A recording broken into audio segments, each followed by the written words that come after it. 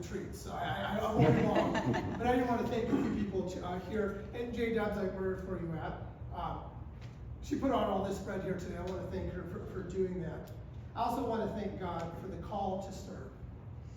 When I was 10 years old, I had this book that my Uncle Paul gave to me, and it's called Men of the Sea. And in that book, it has on it written, sometimes that we are given to see beyond human efforts, their utter dependence on God, and how they serve God's purpose. And I pray that my service honors God in this nation. And I want to particularly thank Carrie, without whose support, I would not be here today. And I want to thank my kids, and who are Carrie and my greatest blessing, and our church and our community, and our scouting community is here. And I also want to give a special thanks to those of you in the Prairie Village Police Department. Your example, me going out and riding with you, seeing the work that you do, has been an example of the kind of commitment to service that has guided me on this path. You guys, I don't think you realize how much that has meant to me over the last few years. You've been an inspiration to me.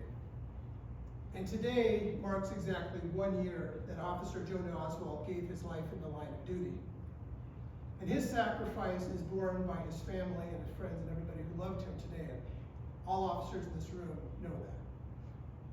Yet his sacrifice was not in vain. What he stood for lives in the commitment of every person who wears a uniform in service to their community and their nation.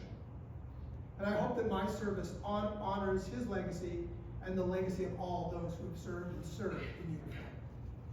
I want to thank Lieutenant Tomlin for administering my oath, and Petty Officer Jackson also for being with me on the route returning as becoming an officer in the United States Navy.